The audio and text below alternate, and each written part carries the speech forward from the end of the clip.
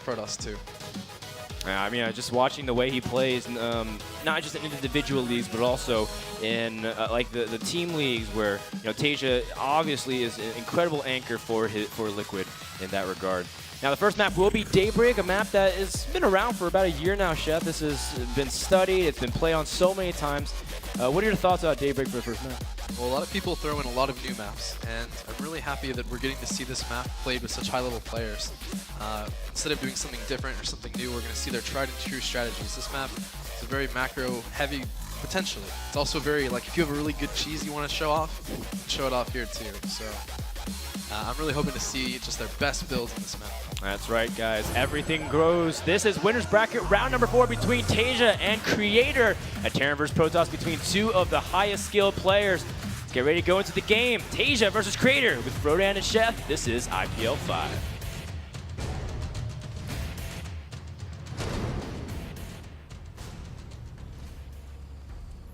Over here in the bottom left corner, the red Terran player, winner of Assembly, DreamHack, and an MLG Arena, all within a span of 3 months. One of the top Terran players in the world, he is. Yeah. Liquid Taeja.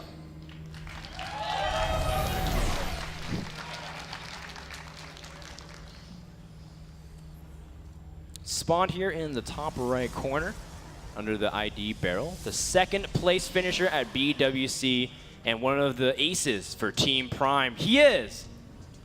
Yeah. CreatorPrime. Whenever you say someone spawns somewhere, I always think of Zerg. Just can't help it. Other races should warp in the right-hand corner, or land in the bottom left corner. That's my thoughts. That's interesting. I never thought of that. Well, I wonder if Creator's going to think of this. Taeja's starting things off a little feisty. Oh yeah. He's building a barracks now, like super proxy, right below where the Protoss can go. And now we're going to have to see, because Creator here is saving up a lot of minerals. He could do a Nexus first.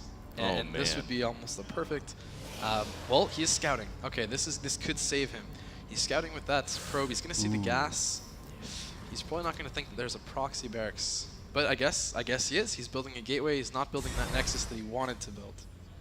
No, if you see gas and you don't see a barracks anywhere, I mean, he might check the low ground again just to be sure in case it's off place somewhere, and it might be just like a misplaced barracks, and then you drop a factory. But he's taking the safer route, because if this is a proxy Marauder build, which it looks like all indications that it might be, but no, actually he's going straight into a Marine instead. Then Creator needs some units to defend, otherwise he's not going to be able to do anything. Yeah, the Marines even.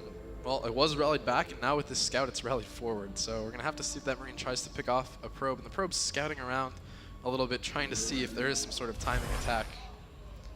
I mean, you can even look at Taeja's, in all of his accomplishments. You saw his finishes at MLG, but look at that placement of the bunker just outside the vision. Now, Creator is pulling some of his probes and trying to see if he can get surrounded on the Marine, but Taeja is just going to run and try to stall for time onto this bunker, which shouldn't really be able to go up now that they got a full surround on it. Yeah, he's just trying to delay mining time, and he even got a probe with this. He's going to get a second probe. Oh, the probe's trying to kill it, and the Zealot finally gets here. Creator's forced to pull more probes, but in the end he does stabilize, but he does. Taeja gets some nice snipes there. Yeah, and this is all just from that small decision of almost a blind. Well, he was going to Nexus first, and then, well, I can't Nexus first. Otherwise, he would have lost much more, even the game. So then he has to do this late gateway. And now, instead of a standard game, Taeja's going to be ahead. Maybe not by much, but again, if you look at workers, it's 19-19. And with mules, that puts the Terran slightly ahead. As you guys can see, Taeja did have some wrist problems that really hampered his performance. But overall, Taeja still, like, it's kind of like the same case with MVP. It's like, man, if it takes, or if he can still play at this high of a level, in spite of that injury, it's absolutely amazing to watch. Like you said, Chef, Taeja does have that ability to just make it seem like he is the best Terran when he's playing on top of his game. He does have 100 gas though, and I'm really interested to see where he's going to take it from here, because he hasn't really, made too many SCVs. He was really trying to focus on that pressure, and he did lose a lot of resources too, in terms of not being able to keep up in macro compared to his opponent.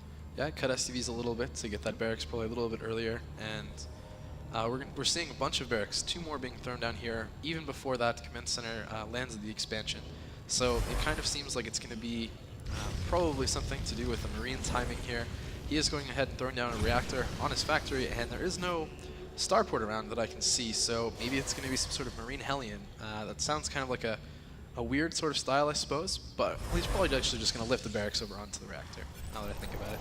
But either way, a lot of Marines, a lot of early pressure, and maybe even trying to snipe this Nexus from Creator.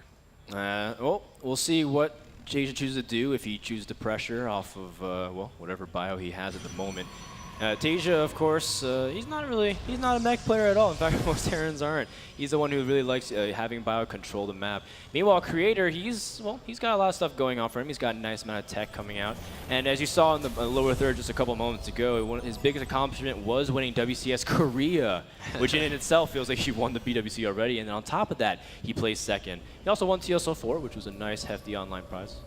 Very nice tournament. Very nice tournament indeed.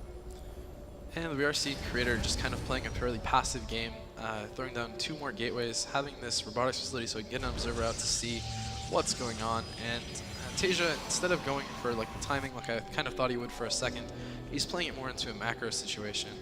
Just getting a starport, he's going to lift that over into the reactor. He'll probably have a couple of medevacs and maybe move out at this +1 timing that he's getting instead. Yeah, you know, the first couple of medevacs provide a very nice, you know, comfort zone for Terran where they can kind of pressure, whether it's just poking up the ramp, you know, and trying to force a lot of force fields and backing out, and you can drop the main at the same time, especially with Protoss trying to take a third base, if they want to take a third base at all. The third is pretty separated from the main, so if you can split the Protoss forces and make them force them to make bad decisions, then you can really take advantage of that. But I think Creator is just going to play very reactive from here. He sees, well, the tech lab is still going on the barracks, you know, and he sees that medevacs are about to pop out too. So CreatorPrime naturally will be a little bit more defensive now that he has a feeling of timings. One of my favorite things about watching Taeja play is he always gets the observer. I'm really curious. Well, it runs right into the turret there, so I guess he gets it there. But I was curious if he would scan to do it too. Well, there's another observer too, and Creator does see the move out timing. Great spot from Creator. Now he just has to make sure to split appropriately. If he sees any kind of, you know, if he sees only 1 medevac instead of 2, if he sees no medevacs at all, has to be very cautious. He is at a very vulnerable time when Colossus is not out yet. Robotics Bay is finishing up, and this is a classic opportune move-out time for Terran. Even despite the fact that Taeja opened up unconventional, the 9.5-minute, 10-minute medevac poke is still a prevalent timing. Impressive. Indeed, I feel like he wants to wait to engage until he gets +1, and it's about 10 seconds away, but he found this really, really nice timing to pick up those sentries, and he took it. Wow, how can you make how can you make calls like that? It's so sick. I think I can just attack these. Just like get no force fields off. I don't know, that's a Taeja call. That was beautiful. He does this all the time. It's that sixth star sense, I feel like, where he's able to make that judgment. Although, I mean, CreatorPrime could have easily dropped the force fields and trapped all the bio and killed everything. But overall, Taeja, I mean, he is that kind of player. He's aggressive. He knows how to capitalize on mistakes. Very well done. Now he's getting up for a third command center while CreatorPrime still feels a defensive position. A lot of times what players will do there is they'll just show their units, and they're looking for a reaction. They'll see if the Protoss adjusts because they see the units. And if the Terran kind of moves their units around a little bit and still sees no reaction from the Protoss units, then they try it. Then they say, okay, well, maybe you aren't paying attention. Maybe you don't have these units highlighted. Maybe you don't see my units, even though they're right here. And then that was when you decided to go for it. Yeah. And it's like a second momentary decision too, right? And it's like, it's not even necessarily that Creator wasn't paying attention the whole time. It's just that he took his eyes off for like half a second to macro, like place a pylon.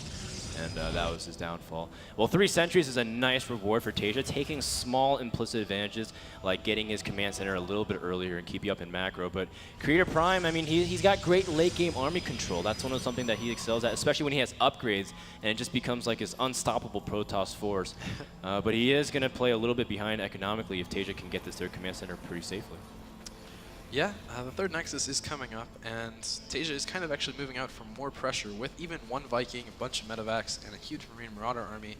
If you look at upgrades, Creator isn't quite at 1-1, and Taeja's just about at 1-1. He's at 1-0, so there's a slight upgrade advantage here for Taeja. We're going to have to see if he tries to do something with it, if he tries to harass the multiple areas. Looks like he's just sending his full army here. Maybe he thinks that he can engage this army if he gets a good position here. Yeah, I mean, there's not much force fields because he killed off sentries. He can try to engage and split, and there's only one Colossus, really, so you just have to avoid clumping all of your Marines together. Look at that. Taeja's to be able to slice right in and take out the Colossus, and CreatorPrime's in a lot of trouble because there's a lot of Medivacs. There's 5 Medivacs healing. Stalkers don't have good DPS at all, especially with no support AoE. This can just straight up kill the game. GG! Wow! Taeja, man. That's Taeja. Good lord, someone stop this guy. The Taeja just finds opening after opening and just exposes CreatorPrime, and it's that Taeja factor. It's the Taeja effect, man. I really wasn't sure which way that fight was going to go, but Taeja seemed to have 100% confidence that his Marines and Marauders would come out ahead. I figured, well, maybe they'll come out ahead, maybe they won't kill him. But they just killed him. That was really sick. No, it makes sense too, I think, because he saw a third Nexus, he saw that he was going Colossus, and you know, he even got a peek at the double forge and says, you know, I killed sentries, how can you afford so many units and squeeze out enough defense in order to keep your third safe? I think overall Taeja, again, like you said, feeling out his opponent, if he sees an opening, he takes it. You bet.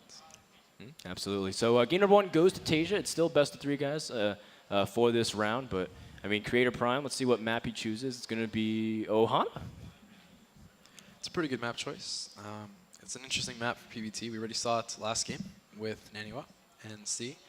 I don't think Taeja's going to go back again, but you never know. Yeah. I mean, I don't think, I will be very surprised if any Terran goes back against another Protoss in this tournament, but it might be a C exclusive.